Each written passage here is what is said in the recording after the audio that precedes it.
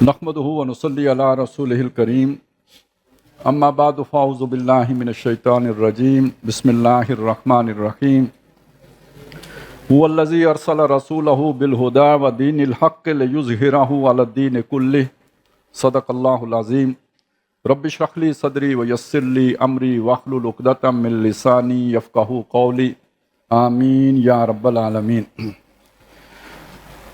किताब नबी अकरम सल्लल्लाहु अलैहि वसल्लम का मकसद बेसत, सफ़ा नंबर 23, यहाँ से हम मताला शुरू कर रहे हैं। यानी बुनियादी बात जो समझने की है वो ये है कि अम्बिया की बेसत का मकसद क्या है। कतई उज़्र यानी उज़्र को मुनक़ते कर देना, काट देना, ख़त्म कर देना। अम्बिया के पहुँचा दें और वहाँ खड़े होकर शहादत देंगे कि जी आप तक पहुँचाया था, मैंने पहुँचाया था। अब वो जो उसने उज़्र पेश किया था कि मैं नावाकिफ़ था, तो उस नावाकिफ़ होने का उज़्र ख़त्म कर दिया नबी की गवाही ने। ठीक हो गया, सबका इत्तेफाक हो गया इस बात पे। चलें, ये बात तो मानी गई। कुरान मजीद में जहाँ कतई उज़्र का जिक्र है, अम्बिया की मकसद का बेसत कतई उज़्र बयान किया गया है, लिअल्ला यकूना लिन्नासि अलल्लाहि हुज्जतुन बादर रुसुल। वहाँ पे कुरान मजीद अम्बिया और रसूल की मकसद बेसत लियकुमन नासु बिल क़िस्त भी बयान करता है। तो ये दो बज़ाहिर मुख्तलिफ मकासद सामने आ रहे हैं। एक तरफ मकसद क्या है अम्बिया और रसूल की बेसत का, ताकि आखिरत में उज़्र का खात्मा हो जाए, और दूसरी तरफ मकसद क्या बयान किया गया जी, कि ताकि लोग इंसाफ पर कायम हो जाए। उसके बगैर लोग इंसाफ पर कायम नहीं हो सकते। तो अल्लाह ने ये मीज़ान इसलिए दिए, ये जो शरीयत का निज़ाम दिया है। ये दोनों फिर अलग-अलग मकासद हैं या एक ही मकसद के दो पहलू हैं? अच्छा, वो कैसे? कतई उज़्र के साथ निज़ाम अदल व क़िस्त के क़याम का क्या ताल्लुक है? यानी मजबूरी भी तो उज़्र है ना, मजबूरी भी उज़्र है। तो जब इंसाफ का निज़ाम कायम हो जाता है तो वो उज़्र भी ख़त्म हो जाता है। यानी इस उज़्र को अगर आपने समझना हो तो यूँ समझें कि ऊपर अगर कोई अबू जहल हो तो बलाल का जिगरा चाहिए ईमान लाने के लिए, और बलाल का जिगरा फिर हर बंदे में नहीं होता। अक्सरियत कमज़ोर लोगों की होती है और वो फिर नहीं खड़े हो सकते। बड़े बड़े लीडर यू टर्न ले लेते हैं तो बेचारा यतीम आदमी क्या करे। और ऐदे हाजिर मलकुल मौत है तेरा, जिसने कब्ज़ की रूह तेरी दे के तुझे फ़िक्र माश, और उसी में बंदा उलझ के रह जाता है। बिजली का बिल दे या नफल पड़े। तो जब तक जालिमाना निज़ाम कायम है तब भी एक उज़्र मौजूद है। उस जालिमाना निज़ाम को जब मुकम्मल ख़त्म करके आदिलाना निज़ाम कायम कर दिया जाता है तो वो उज़्र भी जो छोटा सा रह गया होता है वो भी ख़त्म हो जाता है। जी, असल में लेवल है।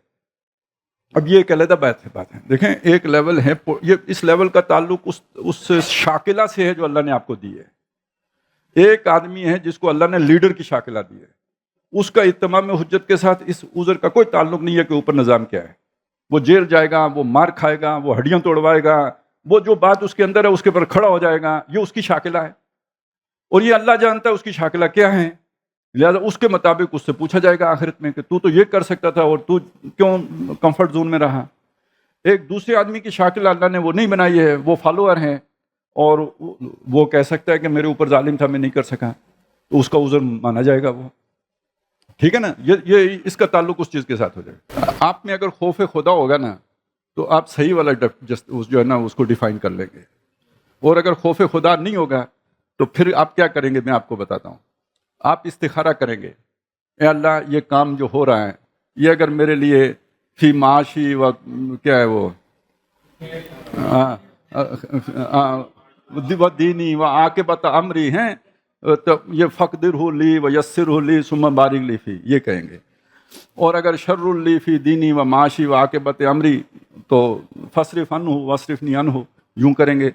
और अगर खौफ खुदा नहीं होगा तो आप कहेंगे अल्लाह ये जो काम मैं करने चला हूँ इसमें अगर खैर है तो मुझे दे, और अगर इसमें शर है तो शर को भी खैर बना के मुझे दे। देना तूने जरूरी है मुझे, छोड़ना नहीं है, जरूर करना है। अब समझ आई? तो इसमें मौलवी साहब कहीं भी कुछ नहीं कर सकते, खौफ खुदा है जो कुछ कर सकते नहीं। वो उसे पता है वो लिमिटेशन, उस वक्त आपको भी पता होगी कि मेरी लिमिटेशन क्या थी और मैंने कितने पे गुनात किए, और अल्लाह को भी पता है। और बसर कल यौम हदीद, उस दिन ये आंखें नहीं होंगी, हाँ मुकम्मल आंखें होंगी और सब नजर आ रहा होगा। और खुद बंदे बलिल इंसान वाला नफ्स ही बसीरा, बिल्कुल यही तो, आंखें खुलती खौफे खुदा से हैं, उसके बगैर बिल्कुल नहीं खुलती, अंधेरे में रहता है बंदा। मन कान फी हाज़िही आमा व हुवा फिल आखिरति आमा, ठीक है, आंख खुलती खौफे खुदा से। रासुल हिकमत मखाफतुल्लाह, हिकमत की चोटी अल्लाह का खौफ है। सारी दानाई मिलती ही उससे, विजडम आता ही उससे। उसके अलावा जो विजडम है वो असल में शैतानी विजडम है, जो दुनिया में मक्कार बनाता है, अयार बनाता है। जुज़बा कुरान ज़ैगमी रुबाई हस्त, फ़क्र कुरान असल शहनशाही हस्त। बिस्मिल्लाहिर्रहमानिर्रहीम। बेसत मोहम्मदी अला साहिब अस्सलात वस्सलाम की इत्तिमामी व तकमीली शान। इत्तिमामी व तकमीली यानी इत्तिमाम यानी किसी चीज़ को मुकम्मल करना, तकमील भी वही मानी दे रहे हैं। नबी अकरम सल्लल्लाहु अलैहि वसल्लम के मकसद बेसत की इम्तियाजी शान के बयान में जो अल्फाज कुरान हकीम में 3 मकामात पर वारिद हुए हैं वो ये हैं। अच्छा, ये इम्तियाजी शान जो है ना किस तनाजुर में बयान हुई? पहले हमने ये समझा कि तमाम अम्बिया का मकसद बेसत क्या है। उन्हीं नबियों में से एक नबी हैं जनाब मोहम्मद रसूलुल्लाह सल्लल्लाहु अलैहि वसल्लम। तो उनके मुकाबले में आपकी जो निराली शान है वो क्या है? ठीक है ना। अब यहां से बंदे की औकात शुरू होती है, औकात ज़र्फी या वो जो भी उसका जो है ना मतलब विजन है उसका पता लगेगा। ये सब मानते हैं कि नबी सल्लल्लाहु अलैहि वसल्लम तमाम अंबिया में मुमताज हैसियत के हामिल है, लेकिन एक आदमी ये मानेगा कि आपके हुस्न का कोई मुकाबला नहीं है दुनिया में। किसी नबी ने आपका हुस्न यूसुफ दमे ईसा यदे बेजादारी आंचे खूबा हमादारत तू तन्हादारी। तो एक अंदाज देखने का ये है। कोई देखेगा कि जी आपको अल्लाह ने ये वाली खूबी दी थी, वो वाली खूबी दी थी। ये कुरान मजीद की रोशनी में देखें तो जो बुलंद तरीन शान नबी सल्लल्लाहु अलैहि वसल्लम की बाकी नबियों के मुकाबले में पेश हो रही है वो ये है जो यहां पे आ रही है। और इसको समझना क्यों जरूरी है, इस शान को समझना क्यों जरूरी है कि हम यूसुफ अलैहिस्सलाम के मुत्तबे नहीं हैं, हम इब्राहिम अलैहिस्सलाम के मुत्तबईन में से नहीं हैं, हम हैं जनाब मोहम्मद रसूलुल्लाह सल्लल्लाहु अलैहि वसल्लम के पैरोकारों में से। तो हमारे लिए जो उसवा है या नमूना है या जो मॉडल है, रोल मॉडल हैं, वो कोई और नहीं मोहम्मद रसूलुल्लाह हैं। अच्छा, ये अगर हमें समझ ना हो तो फिर कोई भी दानिश्वर आके हमें जब ये समझाएगा कि देखें जी नबियों ने तो ये किया, मूसा अलैहिस्सलाम भी नबी थे तो उन्होंने तो ये किया, और यूसुफ अलैहिस्सलाम भी नबी थे, वो एक बादशाह के वजीर बन गए थे, और सुलेमान अलैहिस्सलाम भी नबी थे और उन्होंने तो इस तरह निज़ाम चलाया था, वो बादशाह थे। बाबा जी वो सारे अपने अपने वक्तों के लिए थे, हमारे लिए नमूना है जनाब मोहम्मद रसूलुल्लाह सल्लल्लाहु अलैहि वसल्लम। लिहाजा ये वो तब आपको समझ आएगी, जब तक ये इत्मामी शान जो है ना ये ना समझ आए तो वो बातें समझ नहीं है। वो मगालता रहेगा और उस मगालते को बड़ी आसानी से कोई इस्तेमाल करके आपको पटड़ी से उतार लेगा और आप समझेंगे कि हम भी दानिश्वर हो गए हैं। लेकिन ये दानिश्वरी ज़ैगमी वाली दानिश्वरी है, रुबाई वाली दानिश्वरी नहीं है, फ़क्र कुरान वाली दानिश्वरी नहीं है। वल्लज़ी अरसल रसूलहु बिल हुदा व दीनिल हक़्क़ लियुज़हिरहु अला दीन कुल्ली। वो जो आयत आई है 3 मकामात पर वो ये है, मेरे ख्याल है आप सबको आती ही होगी, ज़बानी आती होगी। और ये बात निहायत अहम है कि ये अल्फाज नबी अकरम सल्लल्लाहु अलैहि वसल्लम के जिक्र में कुरान मजीद में 3 बार इस शान के साथ वारिद हुए हैं कि इनमें एक शोशे का भी फर्क नहीं है। शोशा क्या होता है जी?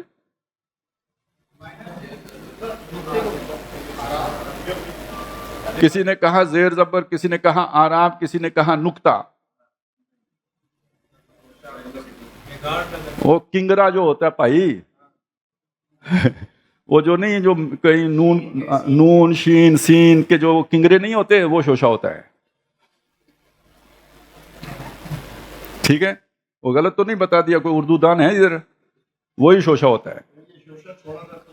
हाँ हाँ, तू नया शोशा छोड़ देता ठीक है। جبکہ پورے قرآن مجید میں یہ الفاظ کسی دوسرے نبی یا رسول کے لیے ایک بار بھی استعمال نہیں ہوئے ہیں۔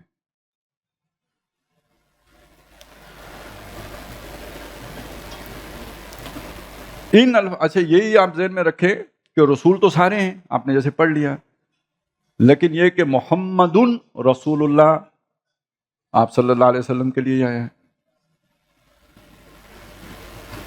اور کہاں آیا ہے؟ سورہ فتح میں۔ کب؟ اسی آیت کے بعد، هو الذی ارسل رسولہ بالہدی ودین الحق لیظہرہ علی الدین کلہ وکفی باللہ شہیدا محمد الرسول اللہ والذین معہ اشداء علی الکفار رحماء بینہم، انہی الفاظ کے ساتھ آئے۔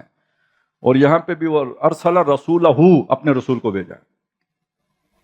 تو یہ بھی وہ چونکہ آپ میں یہ رسالت کی شان کمال کے درجے کی تھی اور اتمام اس پہ آ کے ہوا تھا، اس لیے آپ کو رسول اللہ کا لقب ملا۔ اور یہ کس کے مقابلے میں ہے؟ جیسے صفی اللہ ہے، جیسے کلیم اللہ ہے، جیسے خلیل اللہ ہے، جیسے روح اللہ ہے۔ تو حضور کی وہ شان در حقیقت رسول اللہ کی ہے۔ جبکہ اچھا ان الفاظ مبارکہ پر امام الہند حضرت شاہ ولی اللہ دہلوی رحمۃ اللہ علیہ نے اپنی مشہور تالیف ازالۃ الخفاء عن خلافۃ الخلفاء کیا مطلب ہوا جی اس کا؟ ازالہ کا مطلب آپ سمجھتے ہو؟ ہاں، کسی مسئلے کا ازالہ کرنا یعنی اسے حل کرنا، زائل کر دینا، اس مسئلے کو جو کھڑا تھا، جو رکاوٹ کھڑی تھی، اس کو زائل کر دینا، ہٹا دینا۔ ازالہ کرنا کس چیز کا؟ خفا، اس خفیف غلطی کا جو ہے ان خلافت الخلفاء، خلفاء کی خلافت کے بارے میں جو خفیف مغالطے ہیں ان کا ازالہ، جو انہوں نے ایک کتاب لکھی۔ کون سے خلفاء کے بارے میں مغالطے ہیں اور کس کو ہیں؟ خلفاء ثلاثہ کے بارے میں، یعنی حضرت ابو بکر صدیق رضی اللہ تعالیٰ عنہ، حضرت عمر رضی اللہ تعالیٰ عنہ، حضرت عثمان رضی اللہ تعالیٰ عنہ، ان کے بارے میں کچھ اشکالات ہیں، کچھ مغالطے ہیں۔ کن کو؟ اہل تشیع حضرات کو۔ اور ان کا ازالہ کس نے کیا؟ ایک کتاب لکھ کے شاہ ولی اللہ رحمۃ اللہ علیہ نے۔ تو ازالۃ الخفاء عن خلافۃ الخلفاء میں مفصل کلام کیا ہے اس آیت پر۔ کس نے کیا؟ شاہ ولی اللہ نے کیا، اور تفصیلی کلام کیا ہے۔ اور انہیں نبی اکرم صلی اللہ علیہ وسلم کے مقصد بعثت کی تعیین کے ضمن میں مرکزی اہمیت کا، اور انہیں نبی اکرم صلی اللہ علیہ وسلم کے مقصد بعثت کی تعیین کے ضمن میں مرکزی اہمیت کا حامل قرار دیا ہے۔ اسی طرح مولانا عبید اللہ سندھی مرحوم نے بھی ان الفاظ کو بین الاقوامی اسلامی انقلاب کا عنوان قرار دیا ہے۔ بہر نو حضور صلی اللہ علیہ وسلم کی بعثت کی تمامی و تکمیلی مقصد کے فہم کے لیے ان الفاظ مبارکہ پر غور و تدبر لازمی ہے۔ یعنی یہ جو آیت ہے اس کی اہمیت کیا ہے پہلے وہ اجاگر کی گئی ہے۔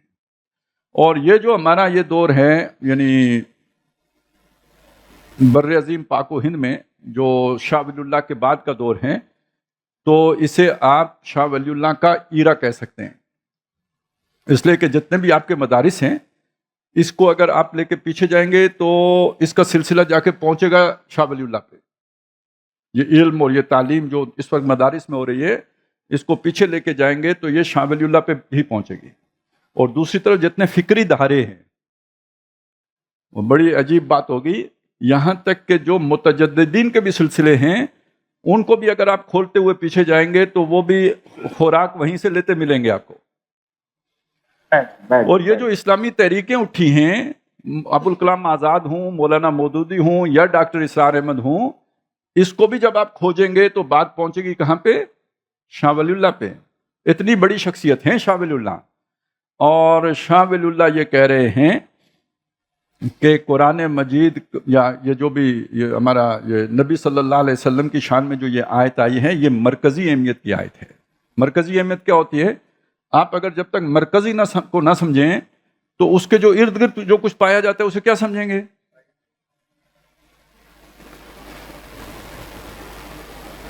اچھا جی، اب آگے چلیں۔ ان الفاظ پر توجہ مرکوز کیجئے۔ تو سب سے پہلی بات جو سامنے آتی ہے وہ یہ ہے کہ حضور صلی اللہ علیہ وسلم کو دو چیزیں دے کر بھیجا گیا، ایک الہدا اور دوسرے دین حق۔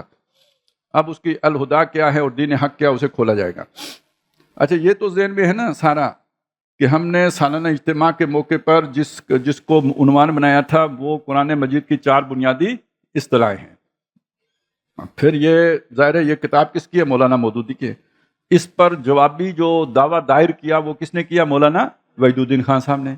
اب ڈاکٹر صاحب اس کے بعد کی شخصیت ہیں تو وہ اسی بات کو یعنی انہی 4 بنیادی اصطلاحوں کے مضمون کو ایک نئے انداز میں پیش کر رہے ہیں. اور یہ نیا انداز کیسا ہے؟ یہ بالکل ویسا ہے جیسے ابراہیم علیہ السلام نے کہا کہ ان ربی یحیی و یمیت، میرا رب زندہ بھی کرتا ہے اور مارتا بھی ہے. یہ ایک دعویٰ ہے. اور اس کے بدلے میں عازر نے دعویٰ کر دیا، وہ نمرود نے دعویٰ کر دیا کہ انا احیی و امیت، اور وہ کچھ اس کا مظاہرہ بھی کر کے دکھا دیا. اب ابراہیم علیہ السلام نے بات کو اسی انداز میں آگے نہیں بڑھایا، جواب الجواب نہیں پیش کیا، بلکہ ایک نئی بات پیش کر دی کہ فَإِنَّ اللَّهَ يَأْتِي بِالشَّمْسِ مِنَ الْمَشْرِقِ فَأْتِ بِهَا مِنَ الْمَغْرِبِ. تو ڈاکٹر صاحب یہاں پہ یہ بات کر رہے ہیں. ایک بات پیش کی مولانا مودودی نے، اس کا دوسروں نے کاؤنٹر کیا. اب اس کا کاؤنٹر نہیں کر رہے، وہ ایک نئی طرف سے آ گئے کہ بھائی ٹھیک ہے وہ تو توحید کے مضمون کے ذیل میں آئے گا نا. ہم توحید کو ادھر رکھتے ہیں تھوڑی دیر کے لیے، رسالت کے مضمون کو لے کے چلتے ہیں کہ رسالت کا مقصد کیا ہے. تو وہ بھی اگر اسی بات تک پہنچاتا ہے تو آؤ پھر اس میدان میں آ جاؤ. ٹھیک ہے، تو اسی ایک مضمون کو ہم ایک دوسرے انداز میں سمجھنے کی کوشش کر رہے ہیں. اور جب ایک مضمون کو آپ کئی انداز میں سمجھیں، جیسے قرآن تصریف آیات کہتا ہے ایک پھول کا مضمون ہو تو 100 رنگ سے باندھوں، تو اس مضمون کی ڈپتھ، اس کی وسعت، اس کے تمام پہلو آپ کے ذہن کے سامنے اجاگر ہوتے چلے جاتے ہیں. کوئی ایک پہلو نہیں ہوتا، آپ یک رخے نہیں ہوتے. اس کا فائدہ کیا ہوتا ہے؟ مخاطب جس طرف سے بھی آئے آپ کو پتہ ہوتا ہے کہ یہ کس اسٹیشن سے بول رہا ہے، اس کی لائن آف آرگومنٹ کیا ہے، یہ آپ کو فوراً پتہ لگ جاتا ہے. تو ہم آپ کو فکری چمک عطا کرنے کی کوشش کر رہے ہیں. ان الفاظ پر توجہ. اچھا جی، اب آ جائیں الہدا. الہدا کو وسیع لغوی مفہوم پر رکھیے تب بھی بات غلط نہ ہوگی، لیکن نظائر قرآنی التوبہ الفتح الصف ترجمہ وہی ہے جس نے بھیجا اپنے رسول صلی اللہ علیہ وسلم کو الہدا اور دین حق کے ساتھ تاکہ غالب کر دے اسے کل دین پر، کی مدد سے اس کی مراد کے تعین کی کوشش کی جائے تو وہ ہے قرآن حکیم. الہدا کی مراد یعنی الہدا کا لفظ بول کر ارادہ کیا کیا گیا، ذہن میں تصور کیا تھا، تو اس کی مراد وہ کہلائے گا. تو وہ مراد کیا ہے؟ وہ ہے قرآن حکیم. اچھا جی، جو پتہ نہیں ہم نے پرانی انگریزی پڑھی ہے اب نئی ہو گئی ہے، یوتھ کا زمانہ ہے تو کافی چیزیں نئی نئی بھی آ گئی ہیں. یہ جو آرٹیکل دی کا استعمال ہے نا، یہ دا کا، تو یہ کسی بھی ناؤن کے اوپر جب لگتا ہے تو وہ 2 میں سے ایک معنی ہوتے ہیں. 2 معنی کا امکان پیدا ہو جاتا ہے. ایک یہ کہ وہ جس ناؤن کے اوپر لگا ہے، کیٹ کے اوپر لگا ہے یا کاؤ کے اوپر لگا. کاؤ کس کو اچھی لگی تھی ادھر؟ آپ کو دودھ اچھا لگتا ہے تو کیٹ ذرا کیوٹ ہوتی ہے تو ہمارے مزاج میں کیٹ فٹ آ گئی ہے. چلیں خیر.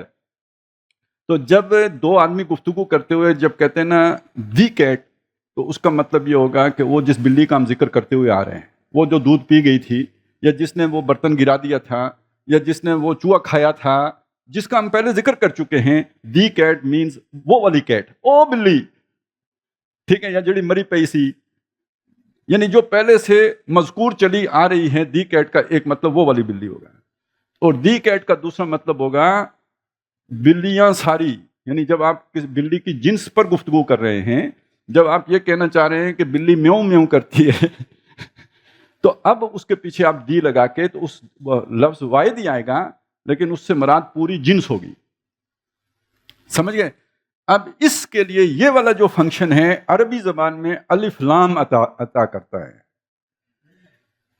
کتاب کا مطلب ہوگا کوئی کتاب، اینی بک، اینی ویئر. اور الکتاب کا مطلب ہوگا یا تو وہ کہ جس کا ہم ذکر کر رہے تھے، او کتاب لو سٹوری والی، او جدے وچ اے گلاں آئیاں سن. تو یا تو دی بک کا مطلب یہ ہوگا، اور یا دی بک کا مطلب ہوگا تمام، الکتاب کا مطلب ہوگا تمام جن سے کتاب. اچھا، اب عربی میں اس کو سمجھ لیں کہ وہ جو ہمارا جو پیچھے سے گفتگو میں چلا آ رہا ہے نا، اس کو کہتے ہیں موعود ذہنی. الف لام کون سا جی؟ موعود ذہنی، جو میرے اور آپ کے ذہن میں مشترک ہے. موعود وعدے کو کہتے ہیں، یعنی جس میں ہم جڑے ہوئے ہیں، جو پیچھے سے جڑا ہوا آ رہا ہے، اس مضمون کے ساتھ جڑا ہوا ہے.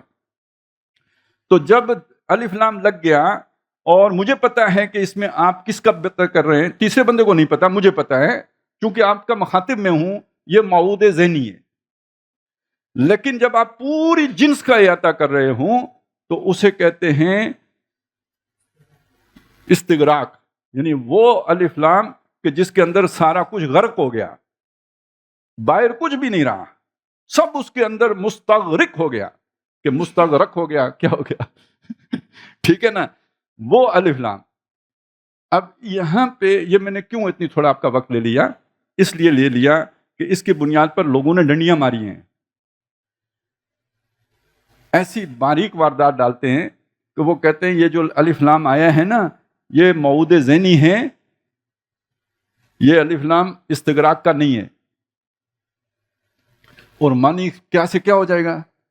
اگر آپ اسے جنس کا مانیں، یعنی سب کچھ اس کے اندر آ گیا، تو وہ ایک آفاقی معنی دے گا، وہ پوری تاریخ کے اور مستقبل کے معنی دے رہا ہوگا. اور اگر آپ اسے موعود ذہنی مانیں تو صرف حضور کے دور سے متعلق رہ جائے گا. سمجھ آئی کہانی؟ تو اس لیے میں نے تھوڑا دی پہ بھی زور لگایا اور الف لام پہ بھی زور لگایا، تاکہ آپ کو دانشوروں کی دانشوریاں پوری طرح سمجھ میں آئیں. اس کے بغیر نہیں سمجھ میں آئیں گی. تو اب یہاں پہ الف لام آپ کون سا مانتے ہیں؟ موعود ذہنی والا مانتے ہیں یا استغراق والا مانتے ہیں؟ استغراق والا مانتے ہیں. اب جا کے کدھر گئے وہ ہمارے جناب ندیم اشرف صاحب؟ اور نہیں، زرار بھائی پانی پینے چلے گئے. اب وہ جو کہہ رہے تھے کہ ایبسولوٹ گائیڈنس اور وہ جو کچھ بھی کہہ رہے تھے، اب جا کے وہ استغراق ہے اس میں، یعنی تمام گائیڈنس جو ہے وہ آ کے اس میں جمع ہو گئی. ہر قسم کی رہنمائی کا تصور آ گیا اس کے اندر. یہ ہے الہدا. اور اتمامی شان کے ساتھ آپ اسے جوڑ لیں، آپ کو تورات کے لیے الہدا کا لفظ نہیں ملے گا، انجیل کے لیے الہدا کا لفظ نہیں ملے گا، ہدن کا ملے گا، فی ہدن و نور یہ مل جائے گا، الہدا نہیں ملے گا. قرآن کے لیے آپ کو الہدا ملے گا. یہ ہے فرق. یہ امتیازی شان میں سے ایک شان آپ کے سامنے آگے. چلیں آگے پڑھتے ہیں. تو وہ ہے قرآن حکیم، اس لیے کہ وہی ہدل للمتقین بھی ہے اور ہدل للناس بھی. اور اسی کی شان میں یہ الفاظ بھی وارد ہوئے ہیں کہ وَلَٰكِن جَعَلْنَاهُ نُورًا نَهْدِي بِهِ مَن نَّشَاءُ مِنْ عِبَادِنَا، سورہ شورى میں. اور ہم نے اسے وہ نور بنا دیا ہے جس کے ذریعے سے ہم ہدایت دیتے ہیں اپنے بندوں میں سے جس کو چاہتے ہیں. اور یہ بھی کہ اِنَّ هَٰذَا الْقُرْآنَ يَهْدِي لِلَّتِي هِيَ أَقْوَمُ، سورہ بنی اسرائیل. اور بے شک یہ قرآن ہے جو رہنمائی کرتا ہے اس رستے کی طرف جو سب سے سیدھا ہے. یعنی ہدایت کا کیا مطلب ہوتا ہے؟ رہنمائی، گائیڈنس. تو قرآن مجید متقیوں کے لیے گائیڈنس ہے، قرآن مجید لوگوں کے لیے گائیڈنس ہے، قرآن مجید وہ نور ہے کہ جس کے ذریعے سے ہم گائیڈنس دیتے ہیں اپنے بندوں میں سے جس کو چاہتے ہیں. اور قرآن مجید وہ شے ہے کہ جو سیدھے راہ کی طرف گائیڈ کرتی ہے. اور وہی ہے کہ جسے جنوں کے گروہ نے سنا تو پکار اٹھے، انا سمعنا قرآنا عجبا یہدی الی الرشد فآمنا بہ. یہ سورہ زخرف میں کہ ہم نے سنا قرآن عجیب، بہت ہی دل پسند. اور وہ کیا کرتا ہے؟ قرآن کی وصف کیا ہے؟ وہ رہنمائی کرتا ہے سیدھے راہ کی طرف، ہدایت کی طرف، رشد کی طرف، خیر و برکت کی طرف. مزید برآں سورۃ الحدید کی آیت نمبر 25 میں ارسال رسل، یعنی رسولوں کے بھیجنے کے ضمن میں فرمایا لقد ارسلنا رسلنا بالبینات وانزلنا معهم الکتاب والمیزان، کہ ہم نے بھیجا اپنے رسولوں کو واضح تعلیمات اور روشن نشانیوں کے ساتھ اور اتاری ان کے ساتھ کتاب اور میزان.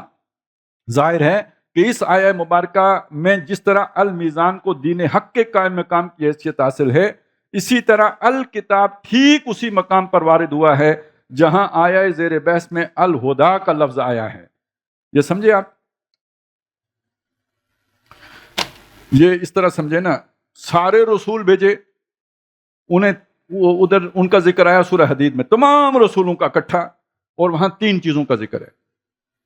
لقد ارسلنا رسلنا، رسول بھیجے، 3 چیزیں دے کے بھیجے. بالبینات، یہ ہو گئے معجزے. وَأَنزَلْنَا مَعَهُمُ الْكِتَابَ، الکتاب یہ ہو گئی شریعت، والمیزان یہ ہو گیا جی میزان، ترازو، نظام عدل و قسط، دین حق، ٹھیک ہے، تین چیزیں دے کے بھیجا ہے۔ انہی رسولوں میں سے ایک رسول ہے محمد الرسول اللہ صلی اللہ علیہ وسلم۔ جب ان کا ذکر آیا تو ان کے ساتھ تین چیزوں کے بجائے دو چیزوں کا ذکر آیا، هو الذی ارسل رسولہ بالہدی ودین الحق، تو دین حق تو قائم مقام ہو گیا میزان کا، تو وہاں جو دو چیزیں پیچھے رہ گئیں، بینات اور کتاب، ان دونوں کے مجموعے کا نام ہے قرآن مجید۔ اس لیے کہ جو سورہ بقرہ میں الفاظ ہیں، شہر رمضان الذی انزل فیہ القرآن ھدی للناس وبینات من الہدی، یہ الہدی کی بینات ہیں، یعنی جو پہلے نبیوں رسولوں کو معجزے دیے جاتے تھے، حسی معجزے سمجھانے کے لیے، اب وہ حسی معجزے کی جگہ پہ یہ عقلی معجزے ہیں جو اللہ تعالیٰ نے اتارے ہیں قرآن مجید کی صورت میں۔ تو یہ 2 in 1 ہو گیا، اس میں بینات بھی ہیں اور الہدا بھی ہیں، الکتاب بھی ہے۔ تو الہدا در حقیقت دو چیزوں کا مجموعہ ہو گیا، بینات پلس کتاب، اور کتاب کا مطلب کیا ہوا؟ احکام، اور بینات کا مطلب وہ آیات جو ایمان سے بہت۔ یہ سورہ نور کی جو پہلی آیت ہے وہ کیا ہے؟ ہم نے یہ سورت اتاری ہے، اس میں آیات بینات بھی ہیں اور وہ احکام کی آیات بھی ہیں، وہ آیات بھی ہیں جو ہم نے فرض کی ہیں اور وہ آیات بھی ہیں جو بینات ہیں۔ پھر آگے چلیں تو پہلی فرض کی ہوئی کیا ہے؟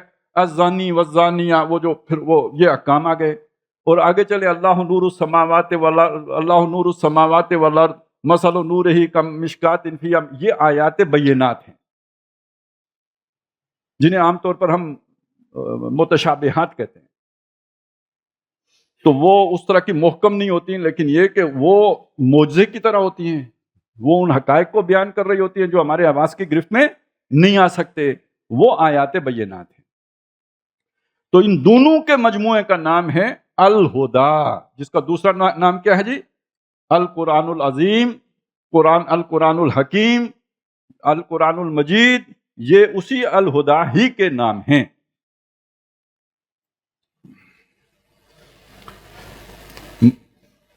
ظاہر ہے کہ اس آیہ مبارکہ میں جس طرح المیزان کو دین الحق کے قائم مقام کی حیثیت حاصل ہے، اسی طرح الکتاب ٹھیک اسی مقام پر وارد ہوا ہے جہاں آیہ زیر بحث میں الہدا کا لفظ آیا ہے۔ گویا الہدا سے مراد بعثت محمدی کے ضمن میں سوائے القرآن کے اور کچھ نہیں۔ واضح رہے کہ سورۃ الحدید ام المسبحات کا درجہ رکھتی ہے اور اس کی اسی ایک آیت کی شرح کی حیثیت رکھتی ہے پوری سورہ صف، جس کی مرکزی آیت وہی ہے جس میں زیر بحث الفاظ مبارکہ وارد ہوئے ہیں۔ یہ چیزیں اگر آپ نے تفصیل سے سمجھنی ہوں تو ڈاکٹر صاحب کے جو منتخب نصاب کے تفصیلی دروس ہیں اس میں آپ کے سامنے کھل کر آ جائیں گے، اور پھر بھی نہ سمجھ آئیں تو اس کے بعد ہمارے درس بھی سننے، ہم تو اسی کی تشریح کرتے رہتے ہیں نا، جو ڈاکٹر صاحب نے سوچا ہم نے کہ مشکل کیا ہے تو اس کو آسان کرنے کی کوشش کرتے ہیں۔ اچھا جی، اب الہدا کا پتہ لگ گیا، حضور کو صلی اللہ علیہ وسلم کتنی چیزیں لے کے آئے؟ 2، ایک کیا تھی؟ الہدا، وہ یقین ہو گیا وہ کیا چیز ہے؟ قرآن مجید۔ اب دوسری آئے دین الحق، اسی طرح دین الحق کو بھی خاص ظاہری ترکیب اضافی پر معمول کر لیا جائے، گویا اس کا ترجمہ کیا جائے حق کا دین، خواہ اسے ترکیب توصیفی بشکل ترکیب اضافی مان کر ترجمہ کر لیا جائے، یعنی بعض اوقات مرکب توصیفی مرکب اضافی کی شکل میں بھی آ جاتا ہے۔ یہ عام طالب علم کے لیے یہ عمل کرنا جائز نہیں ہے، لیکن یہ کہ اعلیٰ ادب میں اس طرح ہو جاتا ہے، تو اس لیے یہ دین الحق کے 2 ترجمے کیے گئے ہیں، الحق کا دین، اور یہ ترجمہ بھی کیا گیا سچا دین۔ یہ جو سچا دین ترجمہ ہے یہ مرکب توصیفی مان کر کیا گیا ہے، شکل اس کی مرکب اضافی کی ہے، لیکن ترجمہ کرتے ہوئے آپ نے اسے کیا مانا؟ مرکب توصیفی مانا۔ تو آپ مرکب توصیفی والا ترجمہ کریں یا مرکب اضافی والا ترجمہ کریں، 2 ترجموں کی گنجائش ہے، لیکن حاصل کیا ہوگا؟ ایک ہی، مراد اسلام۔ جیسا کہ اکثر مترجمین نے کیا ہے، یعنی یہ سچا، یہ مرکب توصیفی والا ترجمہ زیادہ مفسرین نے کیا ہے، معنی و مراد کے اعتبار سے کوئی فرق واقع نہیں ہوتا، جو بہر صورت ایک ہی ہے، یعنی اللہ کا دین، اس لیے کہ سچا دین سوائے اللہ کے اور کس کا ہو سکتا ہے، اور ذات حق بھی ذات باری تعالیٰ سبحانہ و تعالیٰ کے سوا اور کس کی ہے؟ بفوائے آیات قرآنی ذالک بان اللہ هو الحق، تو الحق کون ہے؟ اللہ، تو دین الحق اللہ کا دین، الحق کا دین یعنی اللہ کا دین۔ وَيَعْلَمُونَ أَنَّ اللَّهَ هُوَ الْحَقُّ الْمُبِينُ، اور وہ جان لیں گے کہ اللہ تعالیٰ ہی، یا وہ خوب جانتے ہیں کہ بے شک اللہ تعالیٰ ہی ہے واضح طور پر الحق۔ گویا دین الحق بالکل مساوی و مترادف ہے دین اللہ کے، اور عجیب بات ہے کہ قرآن حکیم میں 3 ہی بار آیت زیر بحث کے ضمن میں دین الحق کی ترکیب استعمال ہوئی ہے، اور پورے قرآن میں ٹھیک 3 ہی مرتبہ دین اللہ کے الفاظ وارد ہوئے ہیں۔ لفظ دین پر توجہ کو مرکوز کیجئے تو عربی لغت میں اس کا، اچھا اب اس کی طرف بعد میں آتے ہیں، اس کا دین کا مفہوم کیا ہے۔ تو ویسے قرآن مجید نے ہمیں یہ بتایا ہے کہ دین جو ہے وہ کون سا ہے جی؟ کوئی ایک بندہ ذرا جس طرح مکبر جو ہے نا پیچھے تکبیر کہتا ہے، اس طرح کہے کہ دین کیا ہے؟ اسلام، ثابت کریں۔ ان الدین عند اللہ الاسلام، اور ومن یبتغی غیر الاسلام دینا فلن یقبل منہ۔ ذرا یہ اس بات پر آپ کا یقین ہے؟ تو جب آپ کو پتہ لگے گا نا اسلام ہے کیا، تو پھر پتہ لگے گا کہ ہم میں اسلام کوئی نہیں ہے، ہم نے کچھ اور شے کو دین بنا رکھا ہے۔ اس بات کی سمجھ آنا کہ یہ تو سمجھ لیا بہت آسانی سے کہ اللہ کے ہاں مقبول دین صرف اسلام ہے، لیکن اسلام ہے کیا اور دین کسے کہتے ہیں؟ شکر ادا کریں کہ آپ کو نہیں پتہ، نہیں تو عذر شذر قطع متا ہو جانا سی۔ اور آج آپ کی شامت آ گئی، آج آپ کا کوئی عذر باقی نہیں رہنا ہے کہ پتہ نہیں تھا کہ دین کسے کہتے ہیں۔ مرضی ہے، ہمت کی بات ہے، میں اسی لیے بتا رہا ہوں کہ جسے خوف خدا نہیں ہے ابھی دوڑ جاؤ، اور جسے کل اللہ کی پیشی کا خطرہ ہے ابھی سمجھنے کے لیے چوکنے ہو کے بیٹھ جاؤ، کیونکہ اس کے بغیر چھٹکارا نہیں ہے۔ وَمَن يَبْتَغِ غَيْرَ الْإِسْلَامِ، ہو سکتا ہے کہ آپ نے غیر اسلام کو دین بنا رکھا ہو، تو یہ تو موقع ہے سیکھنے کا، آج نہ سیکھے تو کل اللہ کے سامنے جواب کیسے دیں گے؟ میری ضرورت نہیں ہے کہ آپ میرے لیے سیکھیں، نہ کسی جماعت کی ضرورت ہے، نہ کسی مولوی صاحب کی ضرورت ہے کہ آپ سیکھیں، آپ کی اپنی ضرورت ہے، کیونکہ کل اللہ کے سامنے جا کے آپ نے پیش ہونا ہے۔ مس گائیڈ نہ ہو۔ اب آگے چلیں، سمجھتے ہیں کہ دین کسے کہتے ہیں۔ یہ تو ہمیں سمجھ لیا کہ دین اسلام ہے، لیکن دین کا اپنا معنی و مفہوم کیا؟ اب آپ کو دیکھیں وہ 4 بنیادی اصطلاحوں میں ایک اصطلاح دین ہے کہ نہیں ہے، اور پورے قرآن میں ٹھیک 3 ہی مرتبہ دین اللہ کے الفاظ وارد ہوئے۔ اچھا جی، لفظ دین پر توجہ کو مرکوز کیجئے تو عربی لغت میں اس کا اساسی مفہوم بالکل وہی ہے جس میں یہ لفظ اساس القرآن یعنی سورہ فاتحہ کی 3ری آیت میں مشتمل ہے، یعنی بدلہ۔ کیا جی؟ کیا ہے 3ری آیت؟ مالک یوم الدین، اور مالک یوم الدین کا کیا ترجمہ ہے؟ 4 آوازیں آتی ہیں، مجھے ایک بھی نہیں سنائی دیتی۔ بدلے کے دن کا مالک، کس نے کہا؟ ٹھیک ہے، دور سے آواز اچھی آتی ہے۔ بدلے کے دن کا مالک، جو نا محلہ نیکی کی صورت میں ہوگا، نیکی کا جزا کی صورت میں ہوگا، اور بدی کا سزا کی شکل میں۔ لیکن اب بدلہ 2 ہی طرح کا ہے۔ کیا ہیں جی 2 بدلے آخرت میں؟ یا جنت یا دوزخ، اور یہ جنت و دوزخ کسی اصول پر یا پسند و ذاتی پسند و ناپسند پر؟ اصول پر، یہ بات ہے۔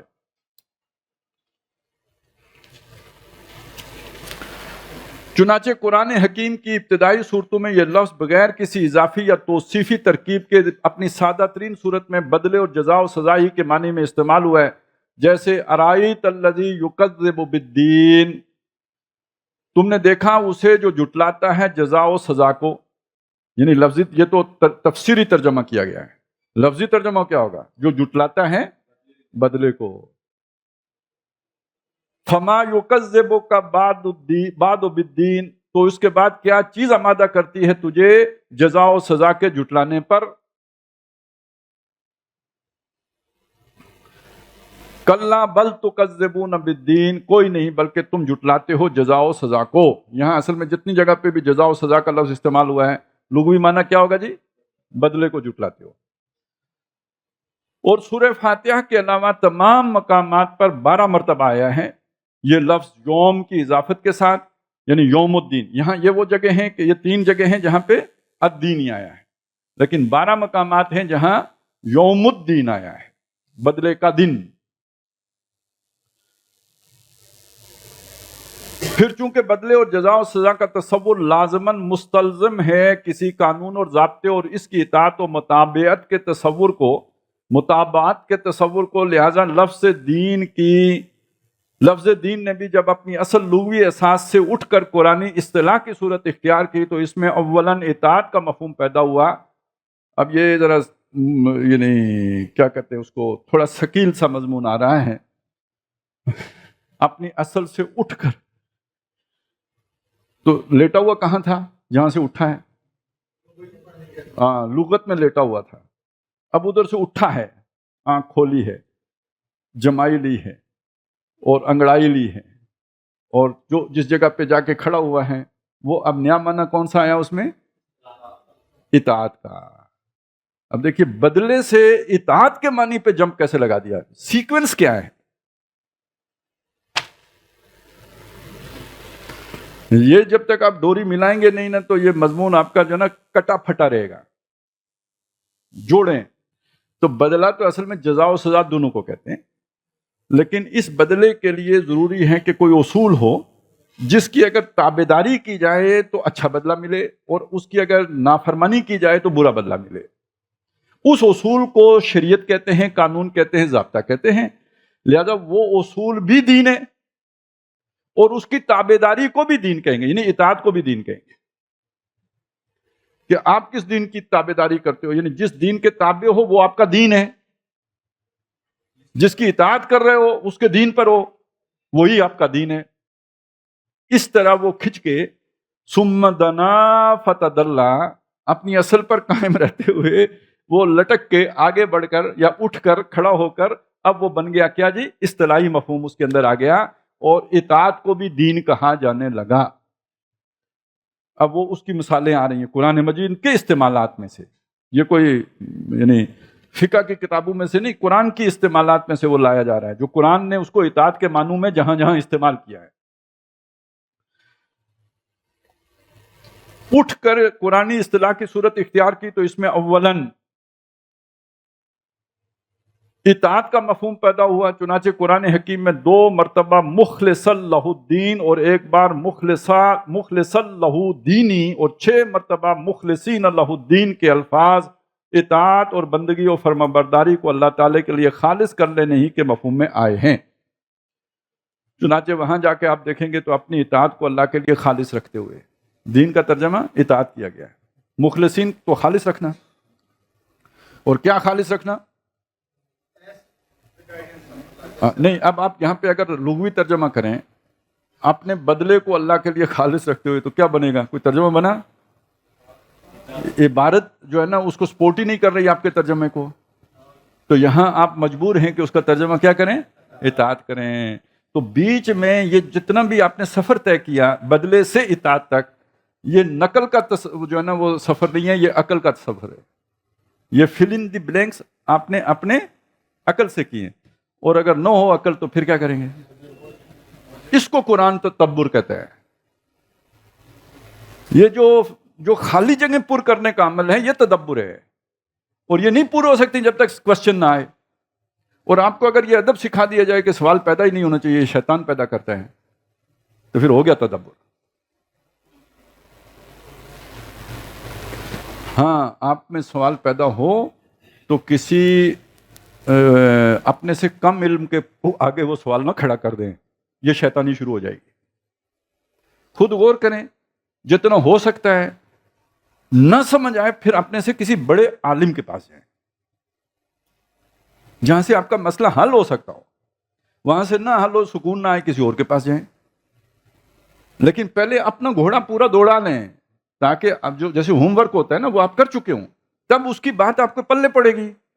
آپ اٹھ کے یوں ہی وہ جیسے ہوتا ہے نا کہ آپ کو ایکسیس ملی ہوئی ہے تو جیسے نقل مار لیتے ہیں ہم پیپر میں، تو اسی طرح جا کے کسی سے پوچھ کے تو سمجھ لیں گے، اسے بندے کو سمجھ نہیں آتی. پہلے اپنی کھڑکیاں کھولیں، پورا زور لگائیں، اس سے کم از کم ذہن اس کو قبول کرنے کے لیے تیار ہو گیا. آپ کو سمجھ نہیں بھی آئی تو ذہن کھل گیا. وہاں پہ جب آپ کسی کے ساتھ جا کے ڈسکس کریں گے، کسی عالم کے سامنے پیش کریں گے، وہ آپ کو اس کا جواب دے گا. اچھا، اس کے جواب سے آپ مطمئن نہیں ہوتے، اس سے بحث کرنے کی ضرورت نہیں ہے. اس سے اٹھے، کسی اور سے پوچھ لیں، ہو سکتا ہے اس سے کم علم والا آدمی آپ کے مطلب کی بات کر دے. تو اس لیے یہ اس کا طریقہ یہ ہے. لیکن اگر وہ اپنا اشکال لے کر یا جو بھی آپ کے ذہن میں سوال ہے وہ لے کے آپ عوام میں چلے گئے تو ویڈیو تو آپ کی ہٹ ہو جائے گی، لیکن سارے لوگوں کی گمراہ کرنے کا وبال آپ کے اوپر آئے گا. خود کچے تھے اور ان کو بھی کچا کر دیا. تو اس کو ذہن میں رکھیں. یہ ذرا تھوڑا سا اس مطالعے سے ہٹ کر ایک ٹپ ہے جو میں نے آپ کو دی ہے.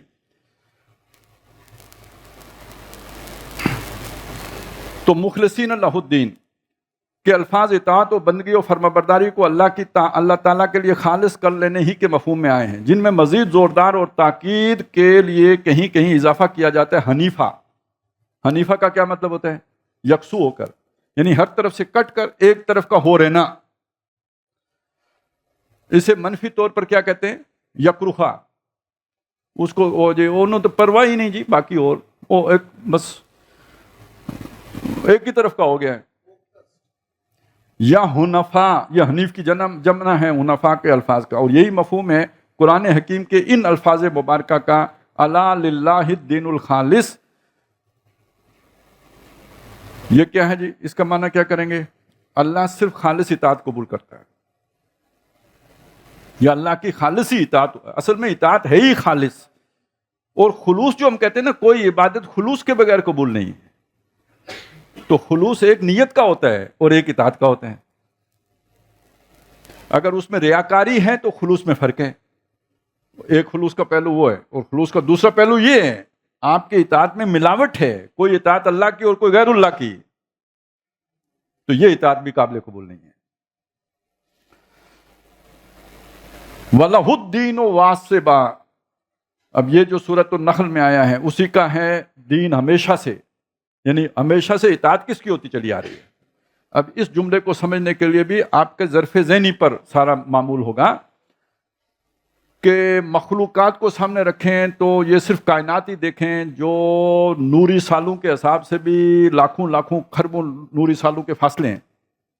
اس پوری کے بارے میں جتنی بھی مخلوقات ہیں اس میں انسان ہے کتنا سا؟ یار زمین کی کیا وقت ہے پوری کائنات کے مقابلے میں؟ نظام شمسی میں زمین کی کیا وقت ہے؟ اور صرف زمین کے اوپر جو مخلوقات ہیں ان میں انسان کی کیا وقت ہے؟ ٹھیک ہے. اچھا، خود انسان کی جو باڈی ہے اس میں اس کا اختیار کتنا ہے؟ دل پر اس کا کتنا اختیار ہے؟ آنکھوں پر کتنا اختیار ہے؟ اس کے فنکشن پہ کتنا اختیار ہے؟ اس سب کو ذہن میں رکھیں. اور اب یہ آیت دیکھیں، افغیر دین اللہ یبغون ولہ اسلم من فی السماوات والارض طوعا و کرہا. کیا یہ لوگ اللہ کے سوا کسی اور کے دین کے متلاشی ہیں جبکہ آسمانوں اور زمین کی ہر شے چاہت سے یا نہ چاہتے ہوئے صرف اسی کے آگے فرما برداری کیے ہوئے ہیں، اسی کی مطیع ہیں، اسی کی فرما بردار ہیں. کوئی شے اللہ کے کسی حکم کی نافرمانی کرتی آپ کو نظر آ رہی ہو؟ تو دین واسب کا مطلب سمجھ میں آیا؟ ہمیشہ سے اسی کی اطاعت ہوتی چلی آ رہی ہے.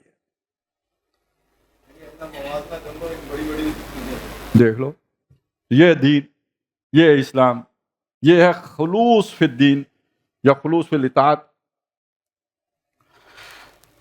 اور بالآخر اس نے نظام اطاعت کی صورت اختیار کر لی. اب یہ نظام اطاعت بلندتر سطح ہو گئی. نظام اطاعت اصل میں اس کی ابھی آگے وضاحت آ جائے گی، جس کی اضافت حقیقی تو اس ذات کی طرف ہوتی ہے جسے مطاع مان کر نظام زندگی کا تفصیلی ڈھانچہ اور ضابطہ تیار کیا گیا، اور جیسے سورہ یوسف میں فرمایا. یعنی جب نظام اطاعت کا مطلب کیا ہوگا؟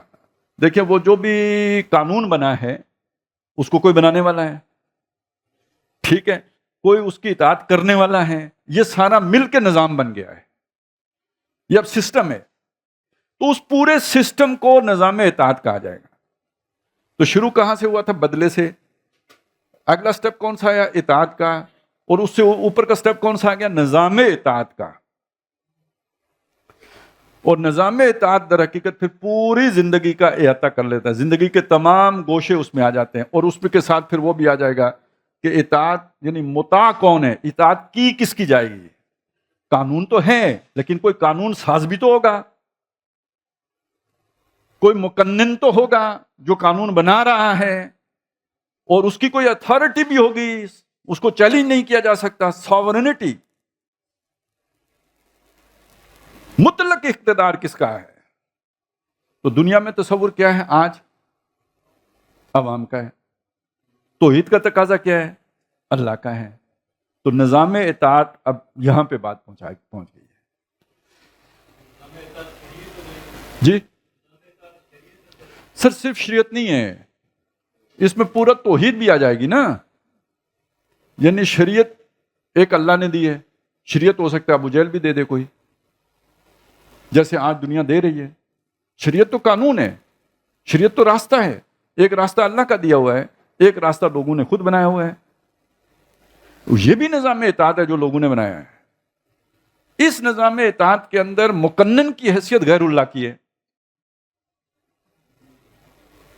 اس نظام اطاعت کے اندر، توحید والے نظام اطاعت کے اندر مقنن کی حیثیت اللہ تعالیٰ کی ہے۔ یہ اس تمامی شان کے ساتھ جو ہے نا جوڑ لیں، اگر آگے وہ مضمون آ جائے گا۔ یہ جو عمرانی فکر کا ہم رولہ ڈالتے ہیں نا، یہ عمرانی فکر کا مسئلہ کیا ہے؟ آج انسان کا نظام اطاعت کہاں کھڑا ہے، اس کے گوشے کیا ہیں، کہاں کہاں کیا کیا احکام ہیں جو دیے گئے ہیں۔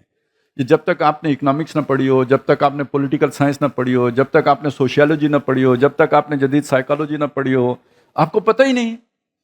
ادھر آپ نے مان لیا کہ نظام اطاعت اللہ کا ہے، ادھر جو اس وقت چل رہا ہے اس کا آپ کو پتہ ہی نہیں، تو اس کو اٹھا کے ادھر فٹ کیسے کریں گے؟ یہ تو بالکل ایک ایسی بات ہے جیسے درزی کو پتا ہو کہ پاجامہ کیسے سلتا ہے اور یہ کہ قمیض کیسے سلتی ہے، یہ اسے پتا ہے، پورا پورا پتا ہے، لیکن جس کے لیے وہ سی رہا ہے اس کا ناپ ہی نہیں، اس کی عمر کا ہی نہیں پتا، اس کے جسئی کا نہیں پتا۔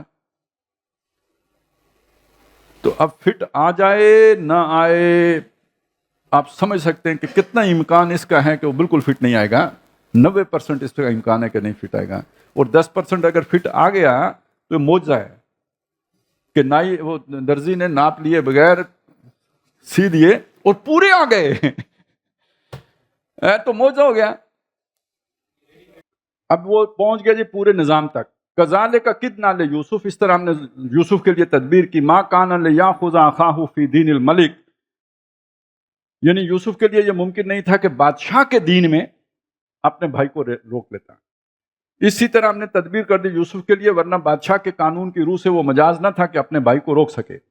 گویا مصر کے اس دور کے رائج الوقت نظام ملوکیت کو، جس میں مطاع مطلق کی حیثیت بادشاہ یا ملک کو حاصل تھی، قرآن حکیم دین الملک سے تعبیر کرتا ہے، اور ٹھیک اسی مفہوم سینس میں قرآن مجید نے استعمال کیے ہیں دین اللہ کے الفاظ سورۃ النصر میں، اذا جاء نصر اللہ والفتح ورأیت الناس یدخلون فی دین اللہ افواجا، جب آ گئی اللہ کی مدد اور فتح اور دیکھ لیا تم نے لوگوں کو کہ داخل ہوتے ہوئے اللہ کے دین میں فوج در فوج۔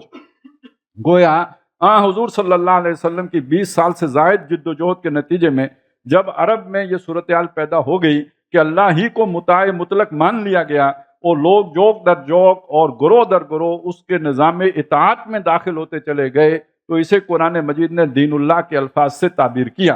اور اس اعتبار سے دیکھا جائے تو ہرگز غلط نہ ہوگا اگر دور جدید کے محبوب اور مقبول طرز حکومت یعنی جمہوریت کو، جس میں غلط یا صحیح بہرحال نظری طور پر حاکمیت کے حامل قرار دیے جاتے ہیں جمہور، تعبیر کیا جائے دین الجمہور کے الفاظ سے۔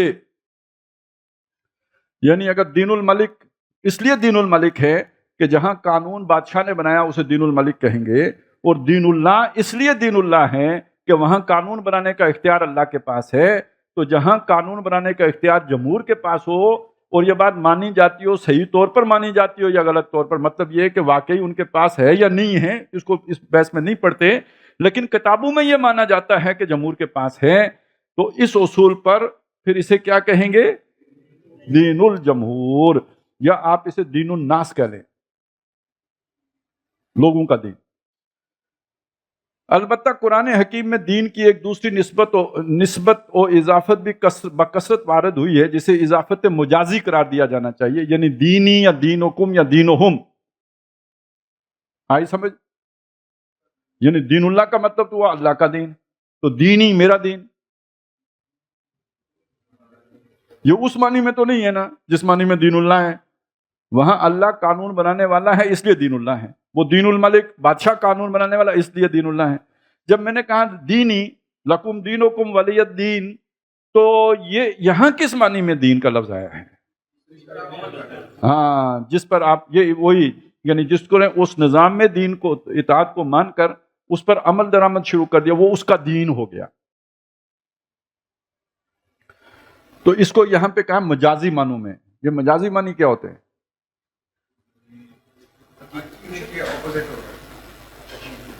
ہاں، وہ چلیں ادھر سے آپ کو بہت اچھی سمجھ آئے گی۔ عشق سے سمجھ آئے گی آپ کو، عشق حقیقی اور عشق مجازی۔ تو حقیقی عشق جو نا، جو الحق کے ساتھ عشق ہو وہ حقیقی ہے، اور جو الحق کے پرتو یا جو سائے اور عکوس عکسوں کے ساتھ جو ہو وہ کیا ہے جی؟ مجازی ہے۔ جیسے دینی یا دینکم یا دینہم، یہ اس اعتبار سے ہے کہ انسان نے جس نظام اطاعت کو قبول کر لیا ہو یا جس کے تحت وہ زندگی گزار رہا ہو، وہ گویا اس کا دین بن گیا۔ اسی مجازی نسبت کی مثال ہے اس مشہور دعا کے الفاظ میں، اللہم انصر من نصر دین محمد صلی اللہ علیہ وسلم، یعنی اللہ اس کی مدد فرما جو دین محمد صلی اللہ علیہ وسلم کی مدد کرے۔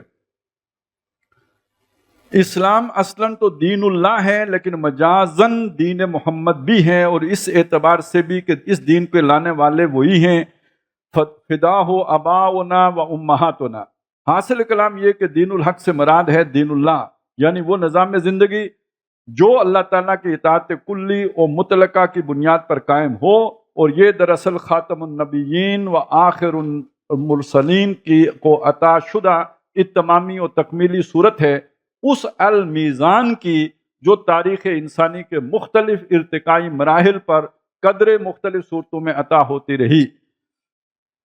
سابق رسولوں کو